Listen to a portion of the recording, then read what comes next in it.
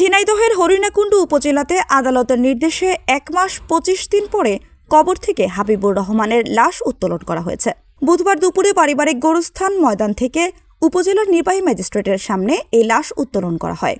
হাবিবুর উপজেলার খলিশাকুণ্ডু গ্রামের মৃত হাজি আকবর আলী বিশ্বাসের ছেলে। গত 1 জানুয়ারি ঝিনাইদহ শহরের আরাপুর এলাকার পারভিনা নামের এক বাসায় তিনি মৃত্যুবরণ করেন। এ সময় তার ভাই ভাতিজারা জানান হাবিবুর রহমান স্ট্রোকজনিত কারণে মৃত্যুবরণ করেছে। কিন্তু এই মৃত্যু নিয়ে তার স্ত্রী বুলবুলি খাতুন সন্দেহ পোষণ করেন এবং স্ট্রোকজনিত কারণে তিনি মারা যাননি বলে দাবি করেন। কয়েকদিন পরে 5 ফেব্রুয়ারি বুলবুলি খাতুন খলিশাকুণ্ডু গ্রামের হাবুলের সাবেক স্ত্রী পারভিনা সহ কয়েকজন অজ্ঞাতনামাদের বিরুদ্ধে কোর্টে মামলা করেন।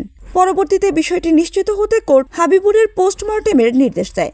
এই নির্দেশ অনুসারে হরিণাকুণ্ডু থানা পুলিশের সহযোগিতায় বুধবার দুপুরে হাবিবুর রহমানের মরদেহটি কবর থেকে উঠানো হয়। লাশ উত্তোলনের পর পুলিশ লাশটি পোস্টমর্টেমের উদ্দেশ্যে ঝিনাইদহ সদর হাসপাতালের মর্গে নিয়ে যায়। এ ব্যাপারে হরিণাকুণ্ডু থানার অফিসার ইনচার্জ আব্দুর রউফ বলেন, এখানে কোনো মামলার নথি আসেনি, কবে মামলা হয়েছে তা জানি না। তবে পোস্টমর্টেমের জন্য লাশ উত্তোলনে পুলিশের সহায়তা চেয়ে আদালতের থেকে পত্র দেওয়া হয়েছে। আমরা সে অনুসারে ভবানীপুর পুলিশ ফাঁড়িকে নির্দেশ দিয়েছি।